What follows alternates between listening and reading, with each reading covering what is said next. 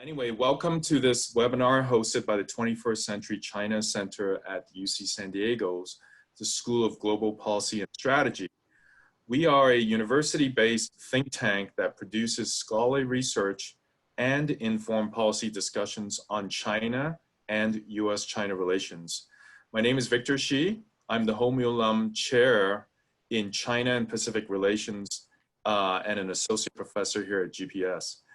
Thank you for joining our discussion today. Our webinar is recorded and will be available on video and podcast, which can be accessed on our website, china.ucsd.edu. Please use the Q&A function on the bottom of your screen to submit your questions. I'll be reading the questions you submit for our speaker during the Q&A time allotted at the end of the presentation. Today, we're very delighted to have Professor Yuanyuan Ang from University of Michigan join us.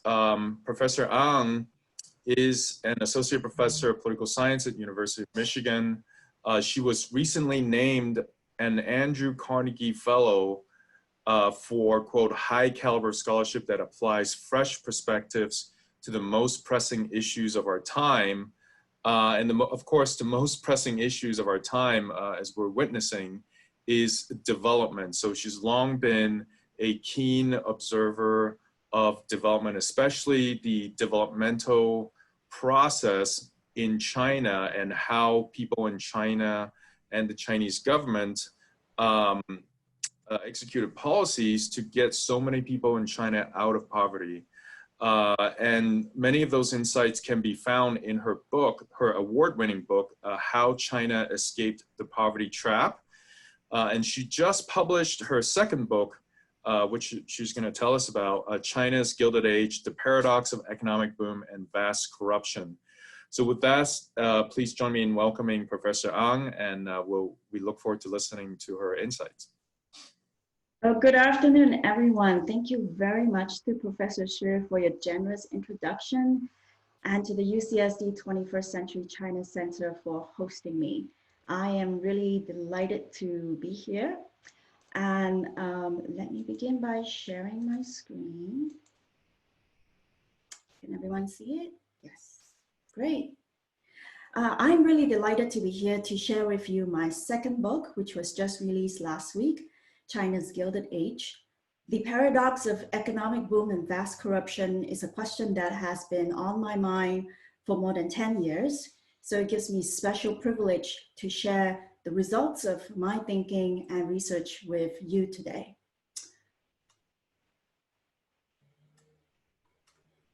Oh. I just need to be able to flip the slides. Got it. All right. Now, for starters, we all know that China has a serious corruption problem. President Xi Jinping said in his first speech to the Politburo in 2012 that corruption, if untreated, will doom the party and the nation. Against that backdrop, let me share a story about corruption involving Mr. Fu. Mr. Fu won a fabulous deal, lavishing bribes and company shares upon powerful officials. He received in exchange subsidies, land grants, and cheap loans for his railway projects. The officials in charge of infrastructure and budgets were not only Mr. Fu's pals, they were also his indirect business associates. Their family members ran businesses in the steel industry, which will benefit from a boom in construction. Through connections and craftiness, Mr. Fu built a staggering fortune, becoming one of the richest men of his generation. Stories like these seem to expose the gravity of corruption in China, leading observers to wonder for more than a decade, why has China's economy grown so fast for so long despite massive rampant corruption? Conventional wisdom tells us that corruption should hamper economic growth. The clues to this question lies in the story of Mr. Fu. In fact, Mr. Fu is not Chinese. He's American. His full name is Sitan Fu, which is the Chinese translation for Mr. Leland Stanford. founder of the university that I attended, and a former governor of California. Near the end of his life, Mr. Stanford gave away his wealth to education, and for that I am immensely grateful. But in the earlier part of his life, corruption helped pave the way to his great fortune. When we look at China in isolation, we tend to find it perplexing, even weird. But when we zoom out and apply a historical and comparative lens, we'll find that the Chinese puzzle is not unique. America's Gilded Age in the late 19th century was a time of rapid growth and transformation, but also of crony capitalism. During that period, the US was overtaking the United Kingdom to become the factory of the world. After market opening in 1978, China is undergoing its own Gilded Age, similar to, but not identical to the American version. To preview my argument in this book, the reasons for why the economy boomed despite massive corruption in both the Chinese and American Gilded Ages are similar. That's because both societies were dominated by a particular type of corruption. I call this access money, elite exchanges of power and wealth. Such corruption spurred rapid growth while producing serious risk for the economy and political system. So in the rest of the 20 minutes, I will unpack this argument for you in 4 parts. And we will begin with unbundling corruption. In order to explain the Chinese paradox, we must not begin with China. That is too narrow. Instead, we have to zoom out and begin by revising our understanding of corruption.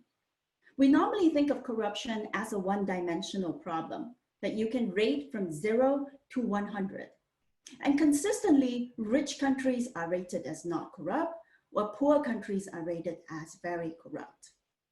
That is misleading because corruption is actually a multi-dimensional problem. And to understand it, we must begin by unbundling corruption into qualitatively different types. My book offers a simple 4-part typology, divided along 2 dimensions. The first dimension is whether that corruption involves elites or non-elites. In China's context, the likes of Bo Xilai and Zhou Yongkang conduct corruption at a level very different from, say, a district police officer or village cadre because of the power they possess. So we must begin by distinguishing between elite and non-elite corruption. Then the second dimension is whether that corruption involves theft or exchange. Corruption involving theft, such as extortion and bribery, is a one-way street. Only the corrupt official benefits and no one else does. That's why this type of corruption is directly and unambiguously harmful to growth. Corruption involving exchange, on the other hand, you have 2 parties that have something to gain from each other. The intersection of these 2 dimensions produces 4 distinct categories of corruption: petty theft, grand theft, speed money. Speed money refers to petty bribes paid to low-level officials in order to bypass a delay or hurdle. For example, to get a license faster or to avoid bureaucratic harassment. It must be distinguished from a 4th category that I call access money. Access money are privileges paid to powerful officials, not just for speed, but for lucrative, exclusive access. For example, cheap land, government contracts, and laws that benefit your business. And unlike speed money, access money can be legalized and institutionalized, as we see in the United States. In China, however, access money remains mostly illegal and personalized. They express themselves in the form of massive bribery. Having now unbundled corruption into these 4 categories, it becomes clear to us that, like drugs, different types of corruption harm in different ways. Petty theft and grand theft are like toxic drugs. They are the most economically damaging because they drain public and private wealth. Speed money is not as bad as petty and grand theft, but it does not spur growth. Think of it as painkillers. It lessens pain, but it does not help you grow. Access money, on the other hand, are like the steroids of capitalism. Steroids are known as growth-enhancing drugs, but they come with serious side effects over time. Historically, we have seen such side effects play out in places beyond China. For example, the first Great Depression in America in 1837, the Asian financial crisis in 1997, and most recently, the US financial crisis of 2008. Now, admittedly, there are multiple causes behind these crises, but access money and regulatory capture were certainly among them. Such a crisis has yet to erupt in China, but we know that there are mounting financial risks in the system. Indeed, Professor Shi is an expert on this topic. There are also mounting political risks. Access money feeds powerful political factions and undermines the legitimacy of the Chinese Communist Party. The Chinese leadership is well aware of these dangers. That is why Xi has made fighting corruption the cornerstone of his administration. Now that we have unbundled corruption and underscored its differential impact, we can explain the Chinese paradox.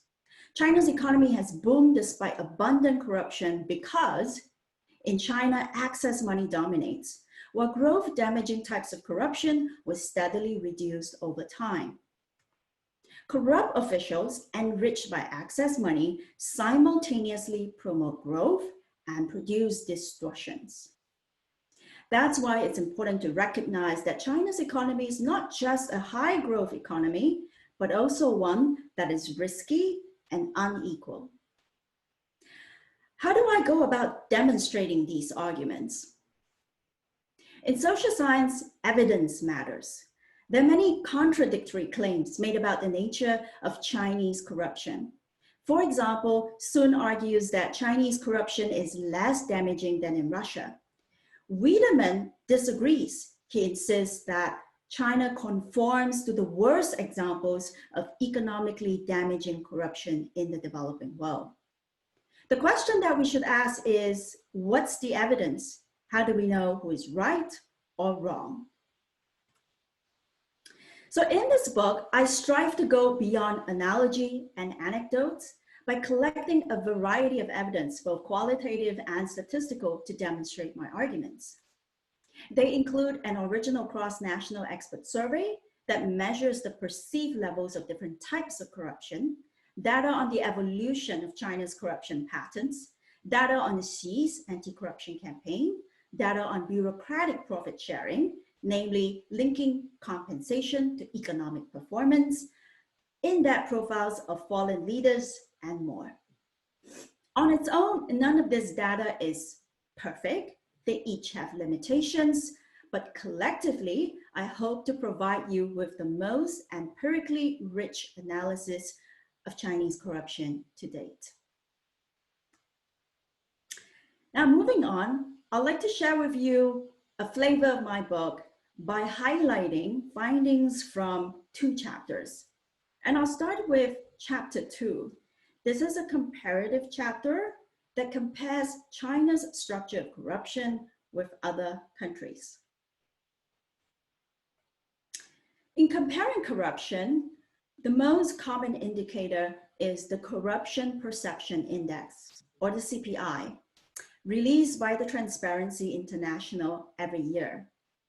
The CPI conceptualizes corruption as a one-dimensional problem, ranging from 0 to 100. In 2018, China scored 39, making it less corrupt than Russia, but a lot more corrupt than the United States. Most people assume that the CPI is authoritative and therefore do not question its methodology. In fact, there are two big problems with CPI's methods. The first is that it does not distinguish between types of corruption, and the second is that it undermeasures excess money. To correct this problem, in this chapter, I created my own corruption index, and I call it the Unbundled Corruption Index, or UCI for short. The CPI draws on existing surveys that typically ask country experts to rate the overall level of corruption in a country. For example, the World Competitiveness Yearbook, which is one of CPI's sources, asks business leaders to respond to a single terse question. Bribery and corruption exist or do not exist?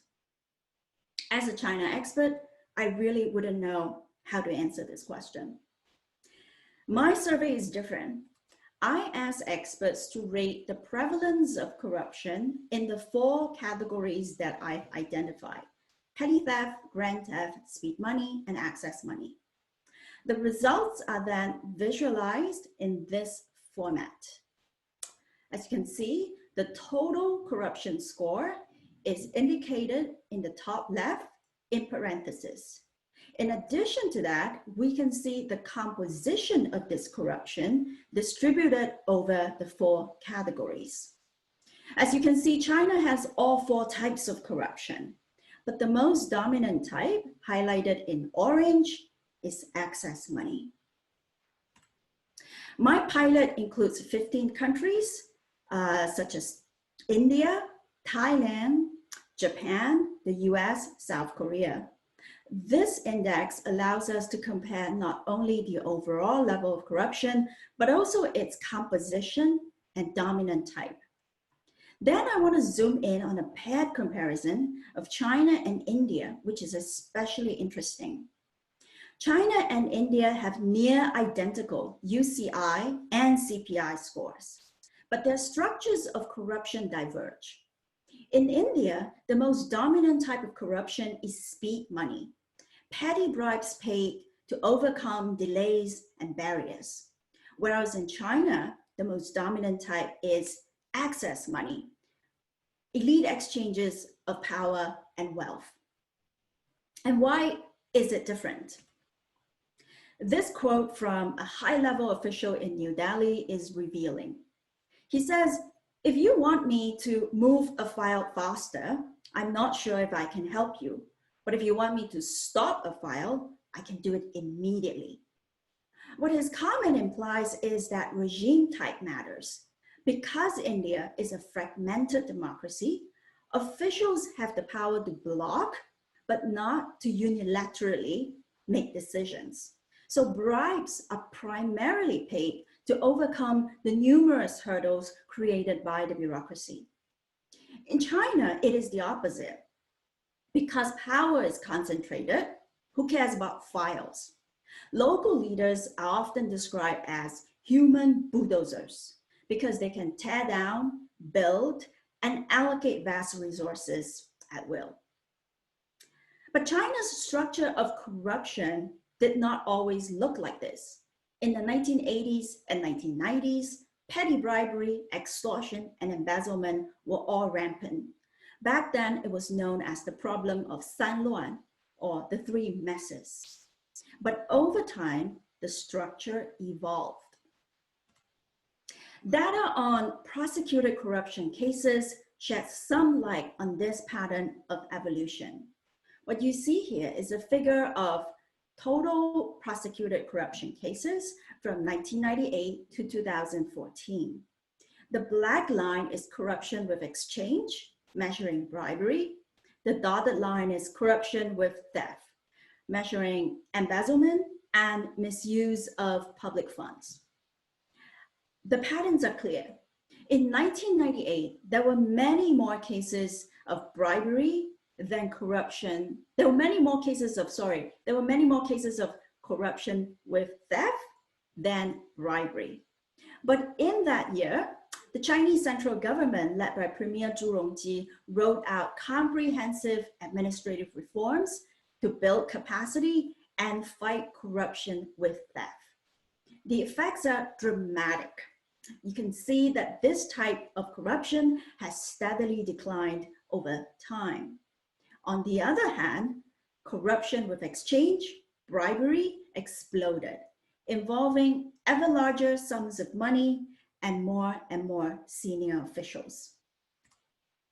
One example is this ex-mayor in Hainan, who was found with 13 tons of gold paid as bribes hidden in his cellar. But don't be carried away by media scandals like these. They give you the impression that China is a hopelessly rotten regime, but that is only one side of the story.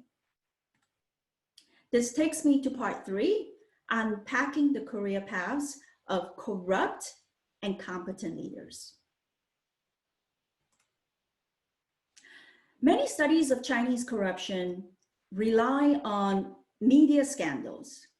One example is Min Xingpei's China's Crony Capitalism, which draws entirely on corruption scandals reported in the media.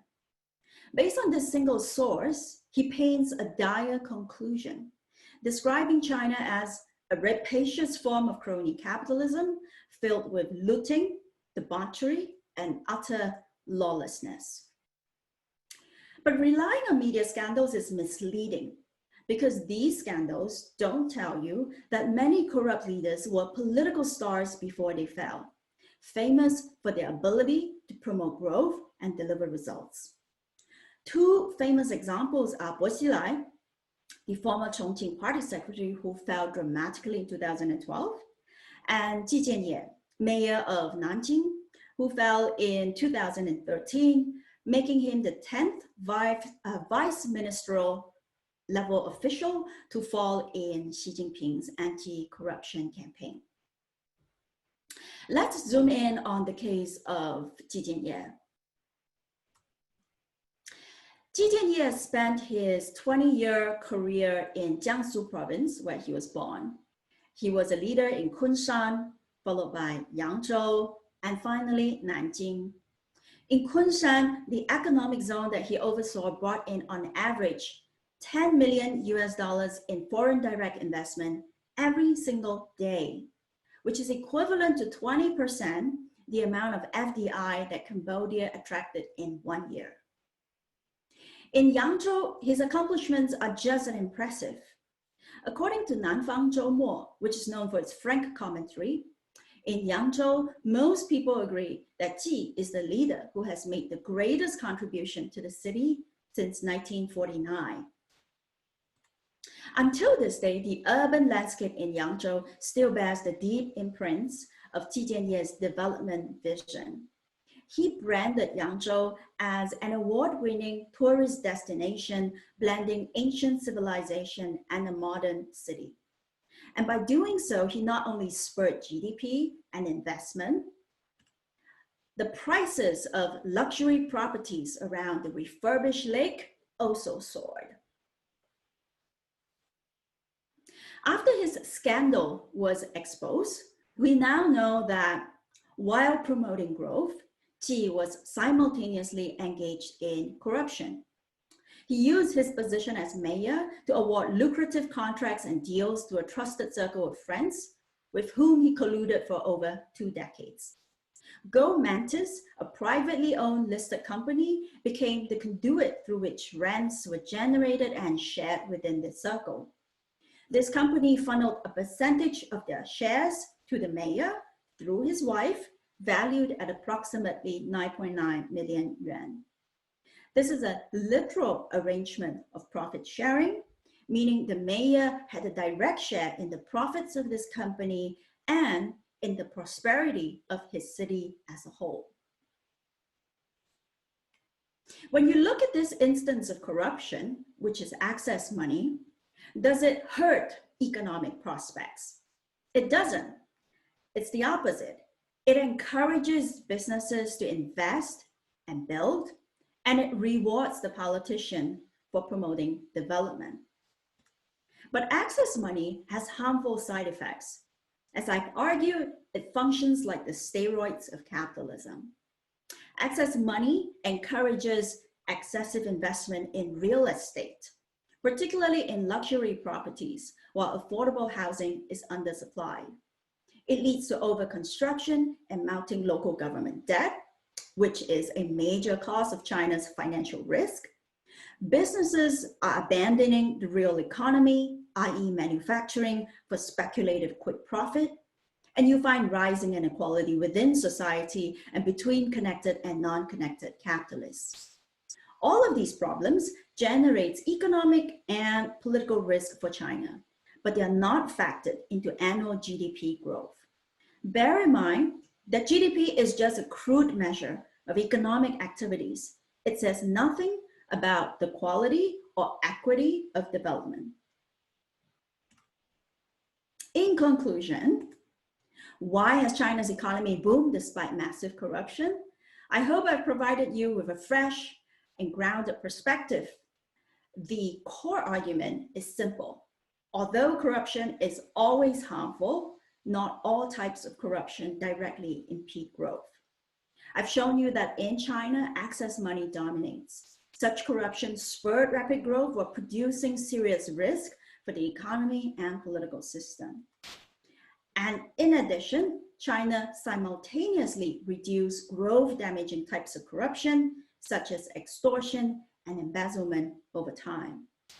I also wanted to stress that it's easy to make assertions about Chinese corruption, that it is of a certain type or less or more harmful than in other countries.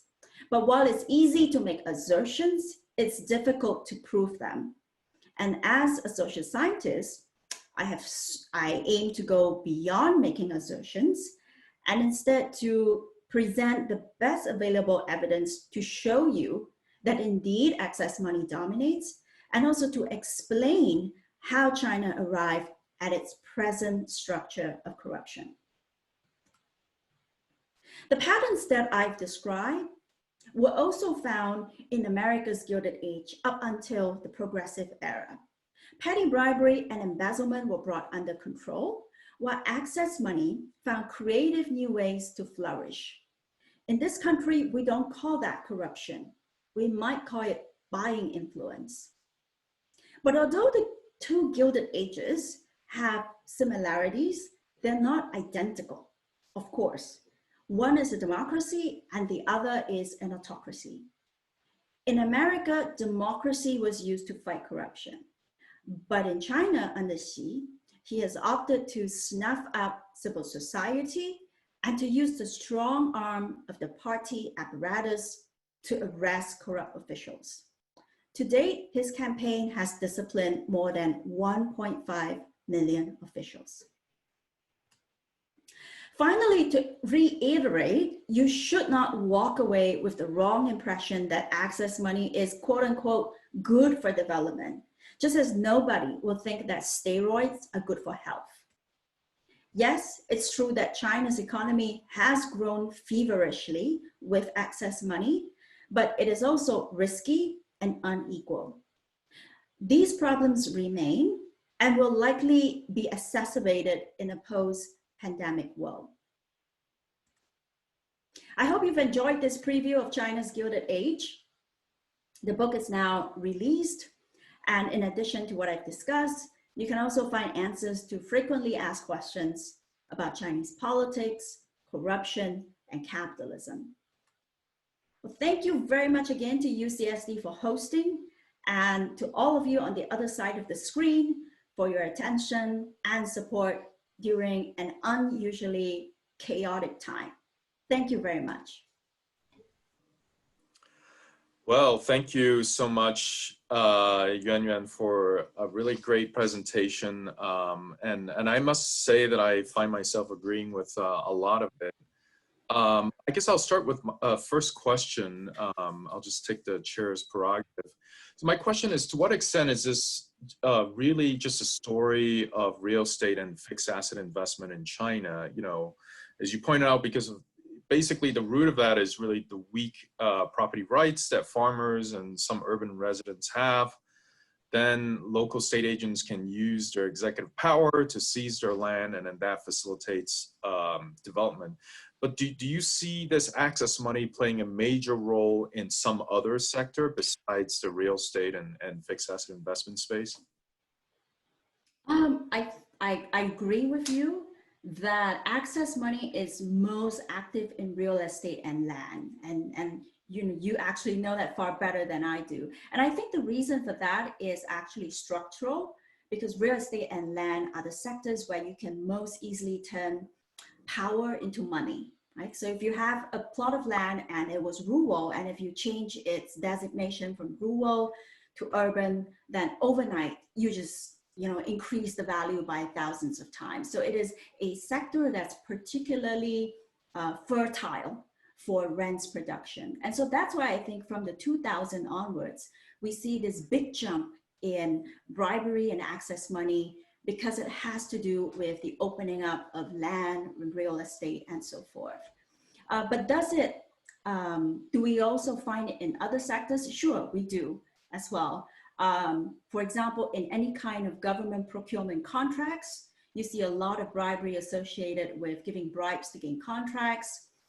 You also see, for example, in pharmaceuticals industry, bribing officials to get faster approvals, to get better prices for your products. So it does express itself in every sector, but particularly active in land and real estate. One of the things I pointed out at the end of the book, and this is a speculation, is I do wonder about the future direction of corruption, because I think it's realistic to expect that land and real estate will become bearish in the next few years, right?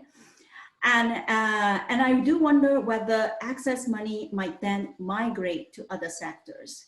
And I think technology and innovation could be something worth watching, because these are sectors that are clearly booming. They're also opaque. Most of us have no idea how these tech companies or sectors actually work. They're fairly unregulated. And so we might, in the future, see a migration of access money from land and real estate to other sectors. So we'll have to see. But thank you for that question. Well, that was actually one of the questions that people have. It's like, what's your view on the future of the real estate market in China? But apparently you're very bearish. I'm not so bearish, actually. If the people pumping money, the money can't leave China. It's got to go somewhere. And, Yeah. Well, I wish I knew I know the answer to that question. If I know the answer to that question and had a lot of capital, I'll be making the right decisions. I think overall, even with a lot of money pumped in, there is at this point weak demand for real estate. Yes. Given everything that's going on. Yeah, exactly. Demographic reasons and all. Yeah. Back to more serious questions, I guess. So this is a question from Chao Yo Cheng, one of our graduate students here. Easterly discussed the difference between petty and grand corruption. And I would also add that, as you know, there's a whole literature on like centralized and decentralized corruption. How would you place your framework in comparison to these existing frameworks of trying to divide different kinds of corruption? Yeah, you're absolutely right. There are many existing frameworks and divisions, petty, grand, centralized, decentralized. The way I think about it is I pick two dimensions that I think are most useful and relevant for us to understand different types of corruption. So I choose to focus on elites versus non-elites, which is similar to petty versus grand. And I, in particular, zoom in on whether it involves exchange or theft, right? Because it's very obvious that if you have corruption with theft, like embezzlement, which is rampant in certain countries like Nigeria, those kinds of corruption is especially damaging. So we want to make a distinction between that type of corruption and corruption with exchanges. And then within corruption with exchanges, I also thought that it was important to draw a distinction between two types of bribery. And I think this distinction is often not made in the literature, which is that everyone just sort of lumps bribery into one category. And I wanted to make a distinction between speed money and access money. So most political economies are actually thinking of speed money, right? They know that petty bribery is a bad thing. They call it a tax. It is a tax. And what I wanted to emphasize is that there's a different type of bribery where it is not a tax, it is an investment, right? You are paying the official as an investment because you know that that connection will pay off many more times than the bribes that you have paid. And so I think we need to make a distinction between speed money and access money in order to understand why this particular type of corruption is actually stimulating for business activities, but distorting down the road. So I think it's a matter of theoretical choice. What are the problems that you want to highlight? And then the second step that I tried to take in this study is to actually measure it. So I think there have been many typologies out there, but we do not actually have a cross-national measure of different types of corruption. And I think that has really inhibited our empirical analysis because we continue to rely on CPI. And so we continue to think of, conceptualize, and test theories of corruption with the assumption that it is a one-dimensional problem. Great. Another question from a former graduate student here, Jack Zhang. So Jack asked, is access money significantly different from institutionalized lobbying? Can China increase transparency to institutionalize this implicit lobbying process without democratizing?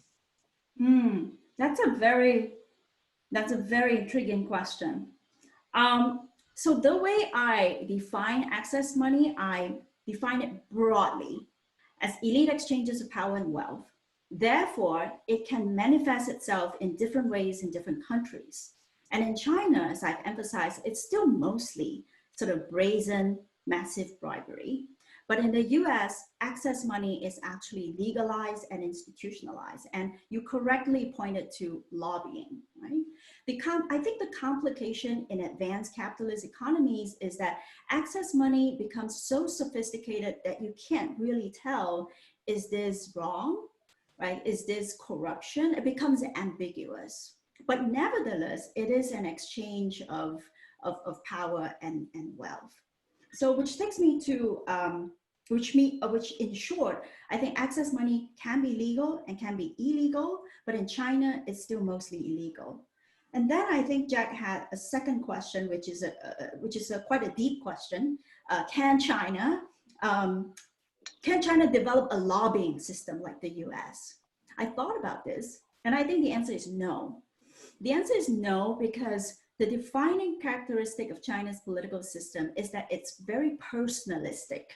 It's always about individual people, right? So it's about Xi Jinping as the supreme leader, and it's about particular local leaders and local officials. Individuals are always more dominant than institutions. And if you think about lobbying, lobbying is an institutional activity, right, where individuals participate.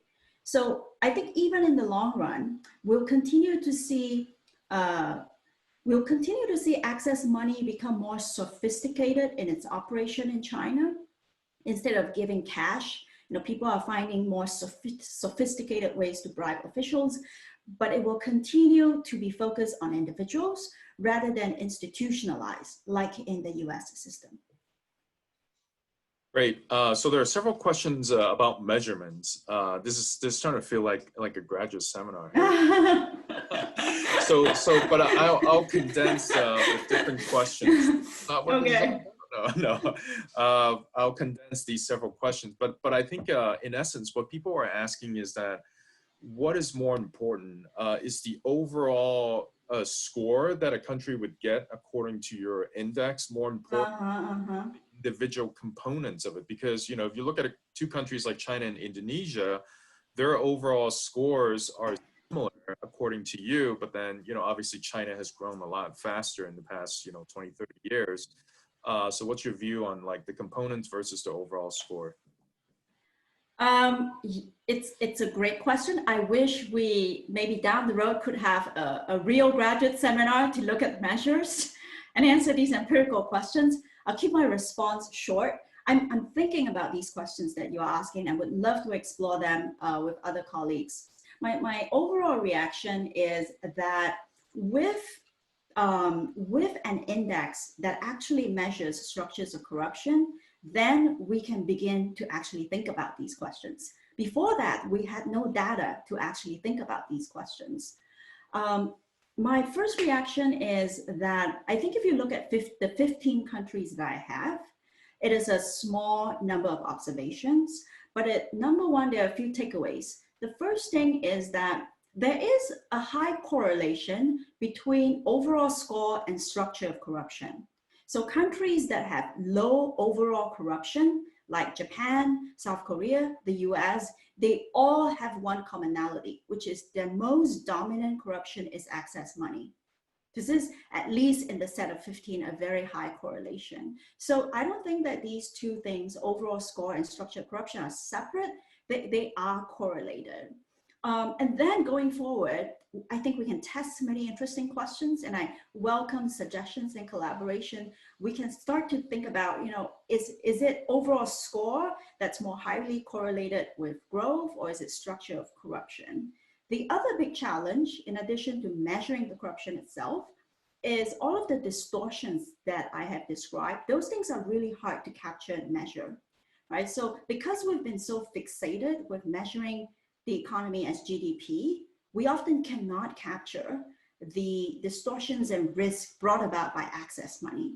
So we actually also need measures on the economy side in order to have a full picture that the link between corruption and capitalism is not just about overall level, it's not just about GDP, it's also about the structure of corruption, and it's also about effects on the economy beyond GDP.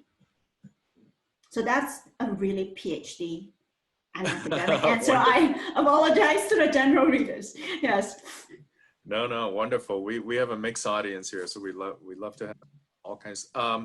So this is a couple of questions on Xi Jinping's anti-corruption campaign.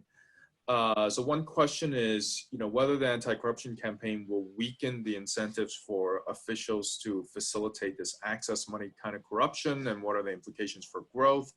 And then the other one is harder to answer is, what do you think is the motivation of Xi Jinping launching the anti-corruption campaign? Is it a self-interested, meaning factional, or do you think he really meant to sort of clean up the system? Yeah, great. These are questions that many people are asking. And so I have one chapter in the book dedicated to the anti-corruption campaign, which answers these questions. Let me begin with the third one, which is about Xi Jinping's motivations. And there have been a lot of debate about whether is it just a purge, for his own selfish interests, or is it a genuine effort at fighting corruption? And the answer is it's both. It's of course always a mixture of reasons. But I would stress that he is serious about actually trying to fight this corruption, because for several reasons. The first is, if we remember, he came to office in the midst of the most dramatic corruption scandal ever seen in the party, involving Bo Xilai. And what the scandal did is, I think it exposed the gravity of access money, that it has allowed powerful factions to become so wealthy and pretty much in their jurisdiction to do whatever that they want. And I think that incident really highlighted for Xi that it's really time to clean up the party. It's producing powerful factions and super wealthy people. So he knows it's a serious problem and he wants to fight that. He also knows that that kind of corruption is undermining party legitimacy. It exacerbates existing feelings of inequality and injustice. So there's a serious effort in doing that. Along the way, might he use the campaign to eradicate some of his enemies? Sure, why not? So I think it's a mixture of reasons.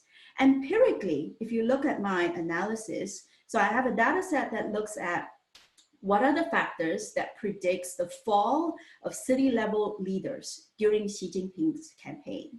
And the conclusions are the following.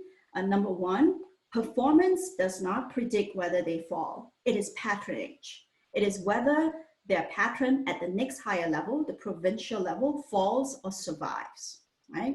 So this is significant because China has always been a performance-centered bureaucracy, and under Xi, it's moving toward a more patronage-centered system. But number two, we find that whether or not you have a patron in the Politburo Standing Committee does not determine whether you fall or survive, right? So it's not a simple purge story. So that's about motivations. It's mixed, in short.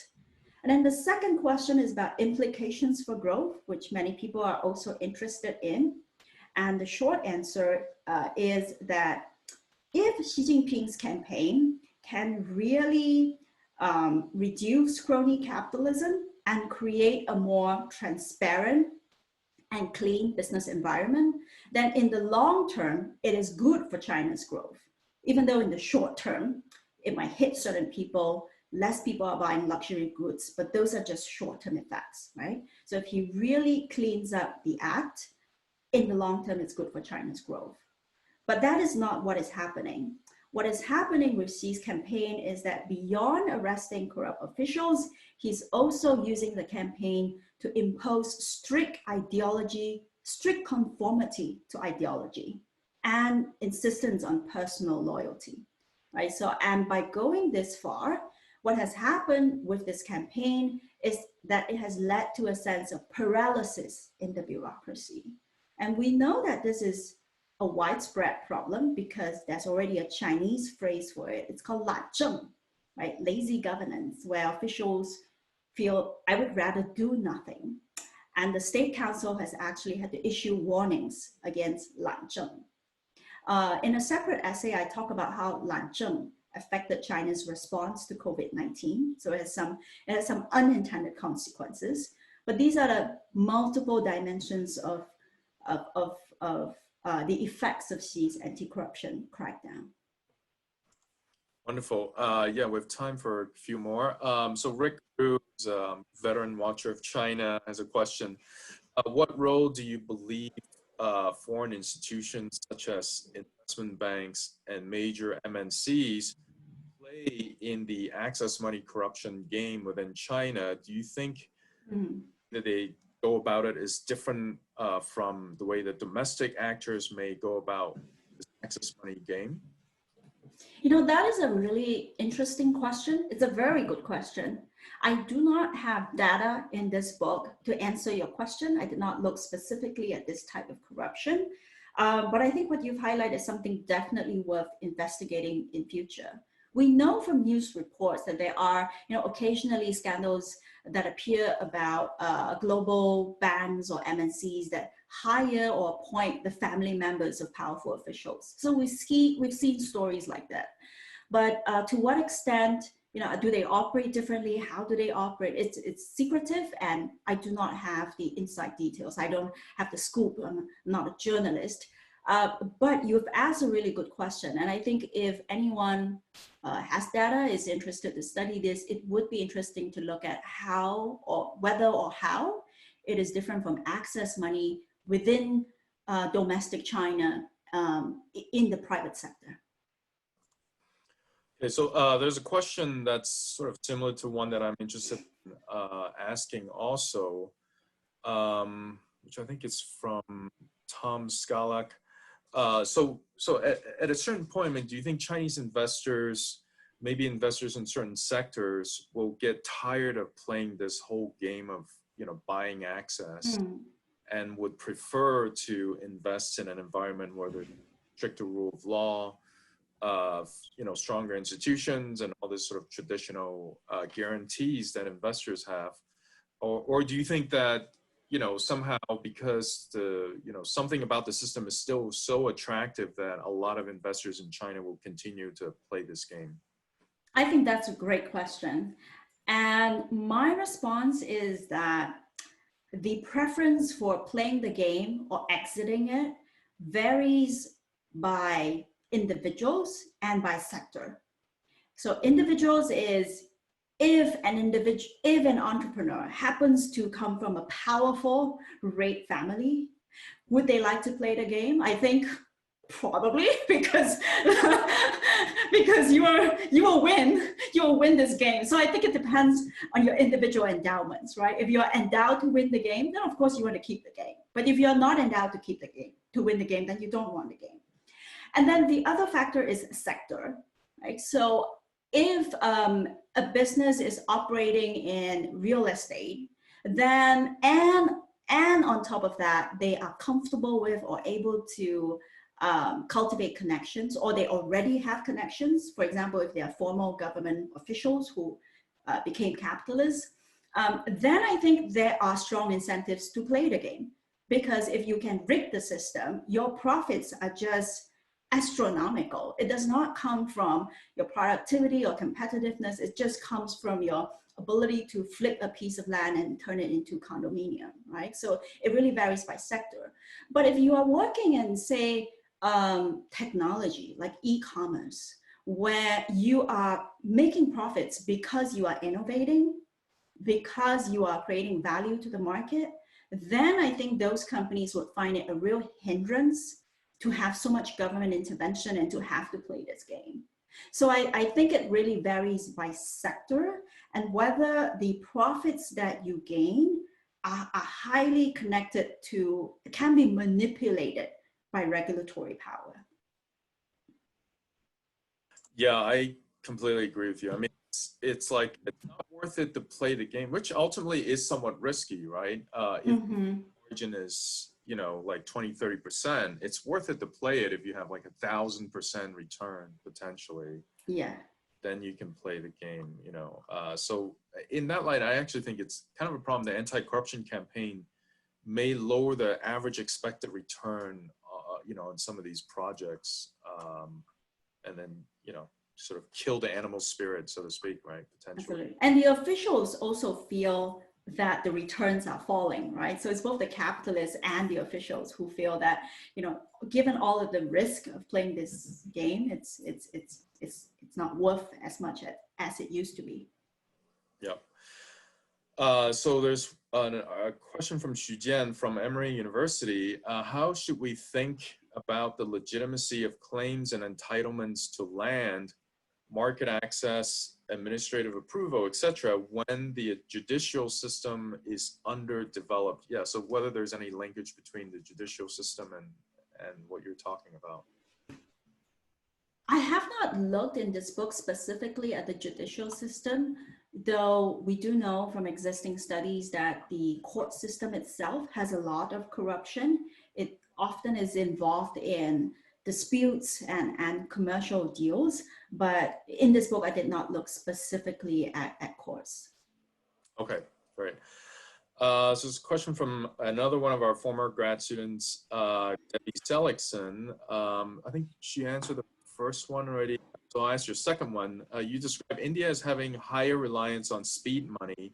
That seems fair, but don't they also have a very Leland-Stanford form of access money at the higher level especially? And isn't a bigger issue the difference in speed money? In India, it is, as you note, easier to pay off someone to stop something than to start something. And you might have to do a lot of paying to start and still never succeed. Whereas in China, you really can pay to grease the skids and ultimately finish a project. So what explains this different in ability to bring a project to fruition despite similar kinds of corruption that exists, I guess? Well, I would respond to that by first saying, no, I don't think they have similar structures of corruption. And that is the point. I do agree. And again, to emphasize, every country has all four types of corruption, right? So I'm not saying that India only has petty bribery and not other types of corruption. I'm only saying that compared to China, like relatively speaking, speed money is much more prevalent in India. You find this not only reflected in my index, but also in other surveys. So Transparency International has a different survey that is called the Global Corruption Barometer, which measures petty bribery specifically. And it finds that India's petty bribery rate in, I forgot the specific number, but I believe it's as high as 69% of respondents reporting having to pay a bribe, compared to China, which is, I think, less than half, right? So we have to consider these relative, and I'm not saying that India does not have access money corruption. Of course it does, and we have already seen these scandals play out. So they have different structures of corruption, but because of these different structures, we see that the business environment in India and China appears to be very different. In India, there are many business complaints about being overly burdened by petty bribery and speed money, to the point where small businesses have to close because they can't deal with the bureaucratic harassment. This was a common problem in China in the 1990s, so it's not entirely new to China. But if you look at China, especially in the prosperous cities like Wuxi, Shanghai, and so forth, the local leaders are really determined to stamp out petty bribery because it's not worth having them in the jurisdiction when his bigger development ambition, right, is to spur growth, urbanization, and brand the city. And so if you look at the different business problems in China and India, they are different, and we can do more research to highlight these differences. Another thing I would point out about China and India is that I think because of the different structure of corruption, another thing worth looking at is that the poor in India suffer disproportionately from the prevalence of petty bribery because people have to pay petty bribes for even really simple things that you won't need to do in China. Okay, the last question goes to Guang Lei, my colleague here at UCSD. So it's about military corruption. In your research, have you found that military as an institution does or does not contribute directly to economic growth? Access money, describe corruption in the military at all?